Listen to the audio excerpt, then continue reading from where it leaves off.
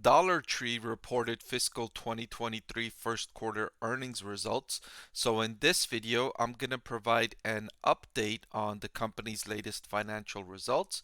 I'm also going to update my buy recommendation on Dollar Tree stock. Heading into these earnings announcements, I had Dollar Tree stock rated as a buy. I'm going to update that recommendation, let you know if it's still a buy at the end of the video, so stay tuned again. Revenue increased by 6.1% to $7.3 billion for Dollar Tree as the company experienced a lot more people coming into its stores, but people were spending less money on each trip. So a bit of a good and bad news there. Diluted earnings per share decreased by 43% to $1.35 as its gross profit margin declined by 340 basis points due largely to unfavorable sales mix and theft. Now, theft has been a major issue among retailers, with Target reporting that it's going to experience $500 million more in theft this year compared to last year.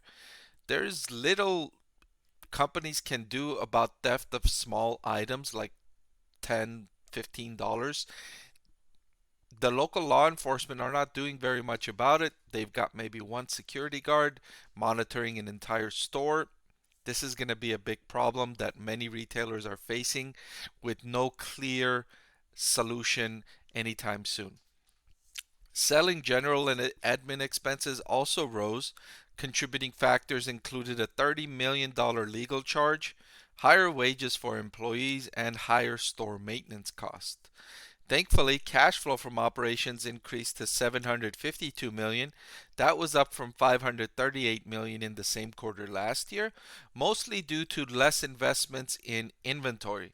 Remember, this time last year, there was still a lot more supply chain shortages, so companies like Dollar Tree front loaded their inventory purchases, making sure they had more than what they needed, and so now they're working down that inventory, and that's contributing to a cash flow from operations increase.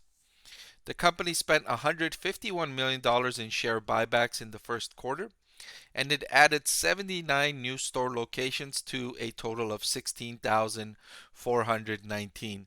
Management said new store development in 2023 is going to be weighted towards the back half of the year, so you can expect more new stores to be added towards the end of the year, more so than the start of the year.